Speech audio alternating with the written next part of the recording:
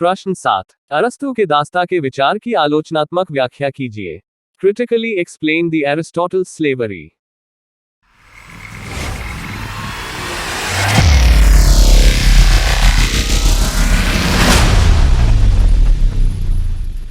उत्तर। अरस्तु के दास प्रथा संबंधी विचार एरिस्टोटेलियन आइडियाज ऑन स्लेवरी। दास प्रथा यूनानी जीवन की एक महत्वपूर्ण प्रथा थी। यह यूनानी नगर राज्य में पाए जाते थे। सोफिस्टों ने दास प्रथा की कटु आलोचना की है, परंतु यूनानी दार्शनिक प्लेटो तथा अरस्तु ने दास प्रथा का समर्थन कर एंडिकोन तथा एल्सीडेमास जैसे सोफिस्टों की जो दास प्रथा के विरुद्ध थे, कटु आलोचना की है। अरस्तु के अनुसार परिवार के समस्त कार्यों के संपादन करने के लिए कुछ यंत्रों की आवश्यकता पड़ती है। इन यंत्रों में सजीव व जड़तंत्र दोनों होने चाहिए। दास सजीव संपत्ति का उदाहरण है और घर का अन्य सामान निर्जीव संपत्ति का। इन दोनों के बिना सफल पारिवारिक जीवन का निर्माण नहीं हो सकता।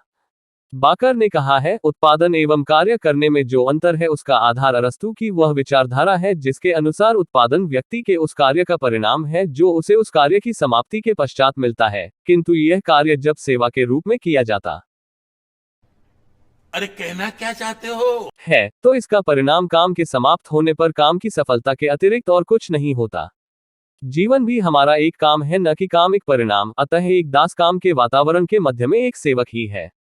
अरस्तु का दास प्रथा से तात्पर्य अरस्तु का मत है कि परिवार के लिए दास प्रथा आवश्यक है। यह नैतिक प्रथा प्राकृतिक है।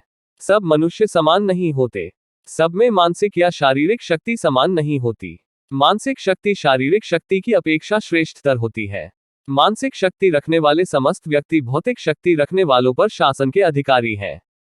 इसलिए अरस्तु का विचार था कि शारीरिक शक्ति रखने वाले दासों को बुद्धिमानों के शासन में रहना अनिवार्य है।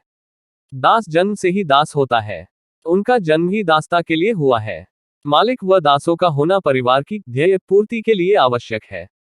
इस सम्मिश्रण से परिवार का नैतिक तथा बौद्धिक विकास होता है। परिवार का ध्येय बौद्धिक एवं नैतिक विकास करना है। इस ध्येय की पूर्ति के लिए इन दोनों तत्वों का सम्मिश्रण आवश्यक है। एक गृहस्थ के लिए दास उसी प्रकार आवश्यक है जिस प्रकार एक संगीतज्ञ के लिए संगीत यंत्र।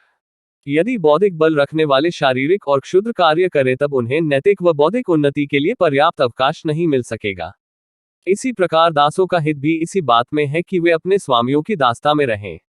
बौद्धिक गुणों से वंचित व्यक्ति को बौद्धिक गुण वाले व्यक्ति का दास हो जाना चाहिए।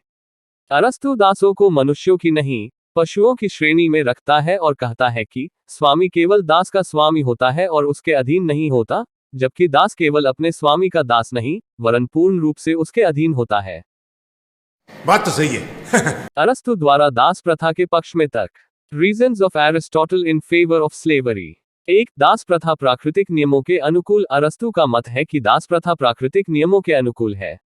प्रकृति प्रदत्त विशेषताएं समस्त मनुष्यों में एक सी नहीं होती हैं। कुछ लोग जन्म से ही प्रखर बुद्धि वाले होते हैं और कुछ मूर्ख।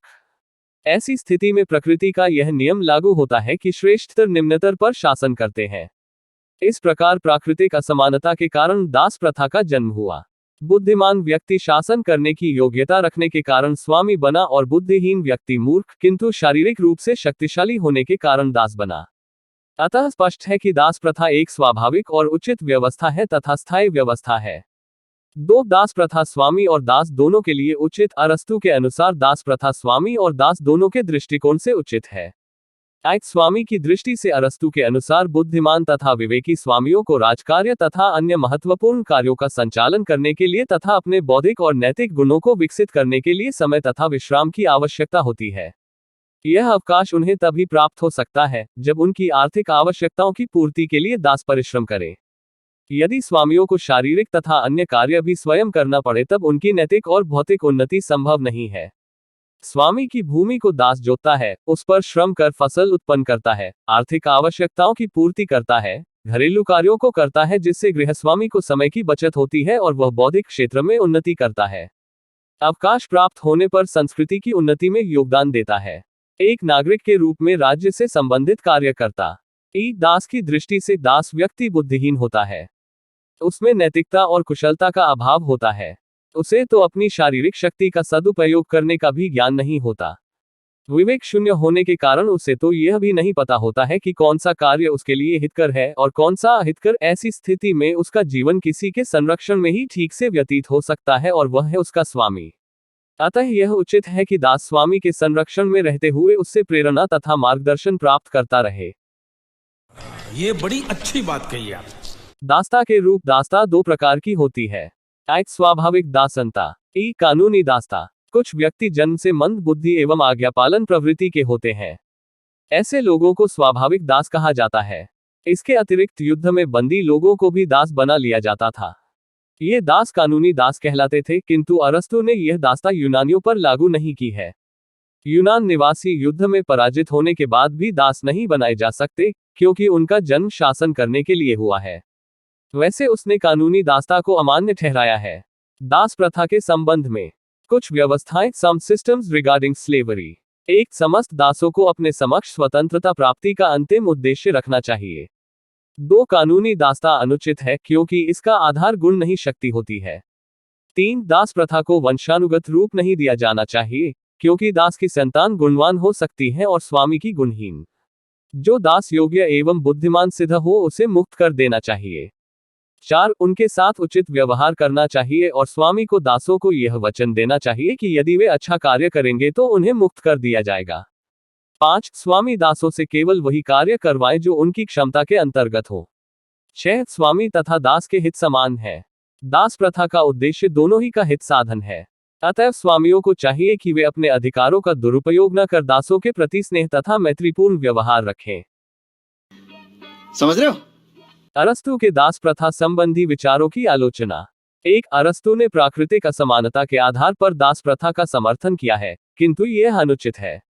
बुद्धिमान व्यक्ति शारीरिक रूप से शक्तिशाली भी हो सकता है और बुद्धिमान दुर्बल। तब कौन मालिक होगा और कौन दास? 2, अरस्तु यह सिद्ध करने में सर्वथा असफल रहा है कि स्वामित्व प्राप्त करने का अधिकारी कौन है और दासत्व का कौन। दूसरे शब्दों में, दासत्व और स्वामित्व के तत्वों को मापने के लिए वह कोई मापदंड प्रस्तुत नहीं कर सका और जब तक यह स्पष्ट न हो जाए कि दासता तथा स्वामित्व के तत्व किसमें है, तब तक स्वामी और दास का निर्णय करना असंभव होगा कि कौन किस प्रकार शासन करे, क्योंकि योग्यता और बुद्धिमत्ता की दृष्टि से सब व्यक्ति समान नहीं होते। प्रत्येक व्यक्ति योग्यता तथा बुद्धि में किसी से कम तथा किसी से अधिक होगा। 3, अरस्तु एक ओर दासता को प्राकृतिक बताता है तथा दूसरी ओर उसी का कहना है कि दासता से मुक्ति भी मिल सकती है। अतः ये परस्पर विरोधी विचार हैं। अरस्तु यह नहीं बताता कि जब किसी व्यक्ति को दास बनाकर इस संसार में उत्पन्न किया गया है फिर वह इस दासता से किस प्रकार मुक्ति पा सकता है। 4, रॉस का मत है कि अरस्तु का मानव जाति का विवेक और गुणों तथा शासक और शासित के आधार पर वर्गीकरण सर्वथा कृत्रिम तथा अस्वाभाविक है। शासित व्यक्ति वस्तुतः बुद्धि शून्य नहीं होते। 5, अरस्तु की दास प्रथा की धारणा आधुनिक स्वतंत्रता एवं समानता के सिद्धांत का भी विरोध करती है। 6, अरस्तु ने दास प्रथा संबंधी व्यवस्थाओं में यह सुझाव दिया कि दास और मालिक के मध्य मित्रतापूर्ण संबंध होना आवश्यक है, किंतु यह बात उल्लेखनीय और सत्य है कि मित्रता समान स्थिति वाले व्यक्तियों में ही हो सकती है और फिर भी दास एवं स्वामी की मित्रता की स्थापना किसी प्रकार हो ही नहीं सकती। नहीं। 11, प्रकृति ने मानवीय एवं शारीरिक दृष्टिकोण से सभी को समान बनाया है। फिर मनुष्य ने प्रकृति के आधार पर स्वामी और दास रूप में समाज को किस प्रकार विभाजित किया। 12, दास प्रथा का समर्थन करके वह समानता और स्वतंत्रता के मानवीय अधिकारों एवं सिद्धांतों पर भीषण आघात करता है। अरस्तु की यह धारणा अत्यंत अव्यावहारिक एवं अन्यायपूर्ण है कि जो व्यक्ति राज्य की प्राथमिक और भौतिक आवश्यकताओं की पूर्ति करते हैं उन्हें राज्य द्वारा प्रदत्त समस्त सुविधाओं से वंचित रखा जाए। पूर्ण विराम। 13, अरस्तु की दास प्रथा संबंधी धारणा पूर्ण रूप से अवैज्ञानिक है क्योंकि वह मनुष्यों के लिए पशुओं का उदाहरण देता है। अतः इस प्रकार की कोई भी प्रथा जिसके अंतर्गत मनुष्यों को पशु तुल्य समझा जाता हो, वो कभी वैज्ञानिक नहीं हो सकती। उसने दासों का जीवन पशु तुल्य बताते हुए स्वामी के साथ उसके दायित्व का निरूपण किया है, जो कि स्वयं अपने आप में विरोधात्मक है।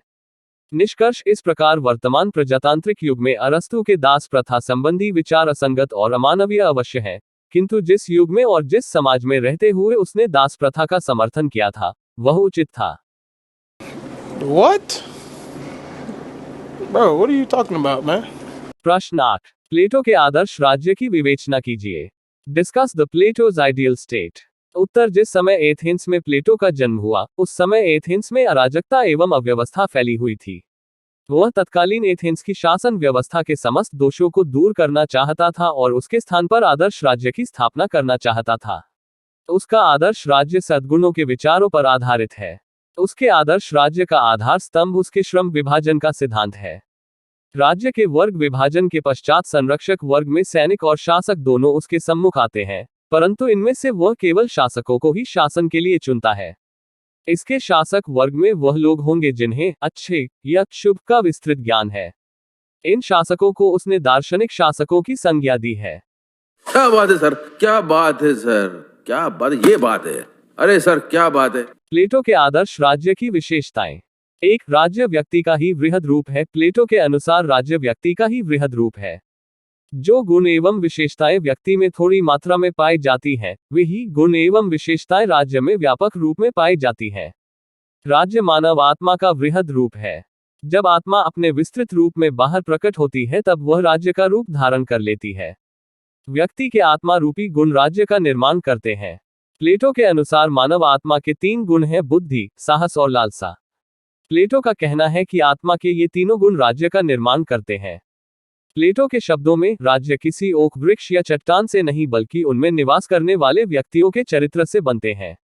आत्मा के इन तीनों गुणों के आधार पर राज्य तथा समाज में शासक, सैनिक तथा उत्पादक वर्ग हैं। इन तीनों में संबंध कराने वाला राज्य आदर्श राज्य होता है। 2 विशेष कार्य अथवा श्रम विभाजन का सिद्धांत। प्लेटो ने श्रम विभाजन के महत्व को ध्यान में रखते हुए आत्मा के 3 गुणों के आधार पर राज्य को 3 वर्गों में विभाजित किया है। प्लेटो के मत में यह विभाजन समाज की आवश्यकताओं की पूर्ति के लिए अनिवार्य था। कार्य के इस विभाजन द्वारा प्लेटो ने बतलाया है कि प्रत्येक से सदा वही काम लेना चाहिए जिसके लिए प्रकृति ने उसे बनाया है और उसके अनुकूल है। राज्य में उसका वर्ग विभाजन इस प्रकार था: उत्पादक वर्ग ई, सैनिक वर्ग तथा ई शासक वर्ग। राज्य को इन तीनों वर्गों में विभाजित कर प्लेटो ने विशेष कार्य के सिद्धांत का प्रतिपादन किया है। उसके अनुसार विशेषता सब जगह एकता की कुंजी है। 3, दार्शनिक राजाओं का शासन। उसका विचार था कि राज्य तभी आदर्श स्वरूप को प्राप्त कर सकता है जब उसका शासन दार्शनिक शासकों द्वारा होगा। प्लेटो एक स्थान पर लिखता है कि जब तक दार्शनिक राजा और राजा दार्शनिक न होंगे, उस समय तक नागरिकों को बुराइयों से छुटकारा नहीं मिलेगा। दार्शनिक शासक ही राज्य की दुर्बलताओं का अंत कर सकते हैं। उसका मत था कि मनुष्य की चिंताओं और डखों का कारण यह है कि उनको रास्ता दिखाने वाले अज्ञानी होते हैं। दार्शनिक शासक राज्य की आत्मा को विवेक गुण से संचालित करेगा। ऐसे दार्शनिक शासक को राज्य की बागडोर सौंपकर प्लेटो आदर्श राज्य की स्थापना करता है। कितने तेजस्वी लोग हैं हमारे पास, कितने शानदार विचार रखते हैं जी। 4, न्याय पर आधारित आदर्श राज्य। उसके आदर्श राज्य का आधार न्याय होगा। उचित न्याय के अभाव में आदर्श राज्य की कल्पना नहीं की जा सकती। उसने न्याय का प्रयोग नैतिक दृष्टि से किया है। सबको उचित न्याय मिले, यही सच्चा न्याय है। आदर्श राज्य में न्याय की व्यवस्था केवल दार्शनिक ही कर सकते हैं और एकता के सूत्र में बंध सकते हैं। अतः न्याय प्लेटो के आदर्श राज्य का प्राण है। 5, कानून रहित राज्य। प्लेटो का आदर्श राज्य कानून रहित होगा। उसमें कानूनों को कोई मान्यता नहीं दी जाएगी। दंड की व्यवस्था राज्य में न्याय द्वारा की जाएगी। राज्य के सब वर्ग ईमानदारी से अपने कार्यों का संपादन करेंगे। 6, साम्यवाद पर आधारित राज्य। तत्कालीन समाज से दोषों को दूर करने के लिए और आदर्श समाज की स्थापना के लिए प्लेटो ने अपने आदर्श राज्य में साम्यवाद की स्थापना की है। उनके इस सिद्धांत के अनुसार शासक और सैनिक वर्ग को अपनी निजी संपत्ति एवं निजी परिवार रखने का अधिकार नहीं होगा।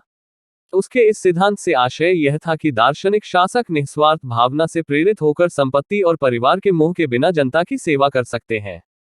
उसके राज्य में दार्शनिक शासक सांसारिक सुखों एवं इच्छाओं से वंचित होंगे।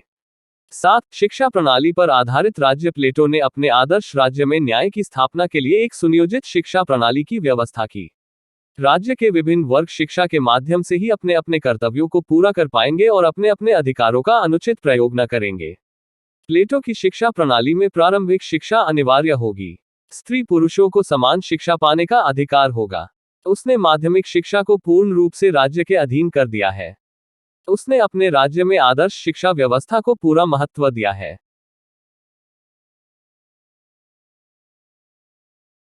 भाई साहब कुछ ज्यादा नहीं हो गया ये?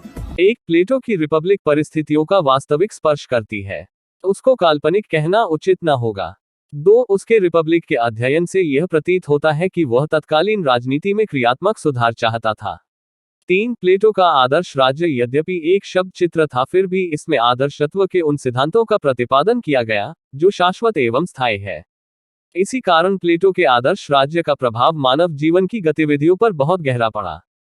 4. साम्यवाद के प्रतिपादन द्वारा प्लेटो शासक वर्ग को आर्थिक स्वार्थों से दूर रखना चाहता था।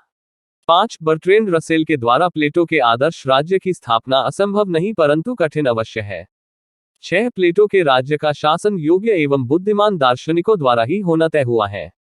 अयोग्य व्यक्तियों का उसके आदर्श राज्य में स्थान नहीं है। 7. यह सत्य है कि प्लेटो आदर्शवादी था, किंतु उसने आदर्श के पथ प्रदर्शन के लिए व्यवहार को अनिवार्य माना है। उपर्युक्त विवरण से स्पष्ट है कि प्लेटो का आदर्श राज्य काल्पनिक होते हुए भी पूर्ण रूप से अव्यावहारिक नहीं है। बाकर के अनुसार रिपब्लिक में राज्यों के रोग का निदान और इलाज दोनों के ही केवल किन्हीं पहले से माने हुए दार्शनिक के सिद्धांत के आधार पर निश्चित किए गए, अपितु यूनानी तथ्यों के आधार पर निर्धारित किए। अतः उसका आदर्श राज्य कुछ व्यवहारिक भी है। उसके आदर्श राज्य का निर्माण तभी संभव है जब दार्शनिक राजा बन सके और राजा दार्शनिक बन सके। ये चुपे सबका पढ़ाई लिखाई जो है स्टूडेंट्स खाली थोड़ी बटाता है। वो बताइए कोई पढ़ता है? खाली थोड़ी बटाता है।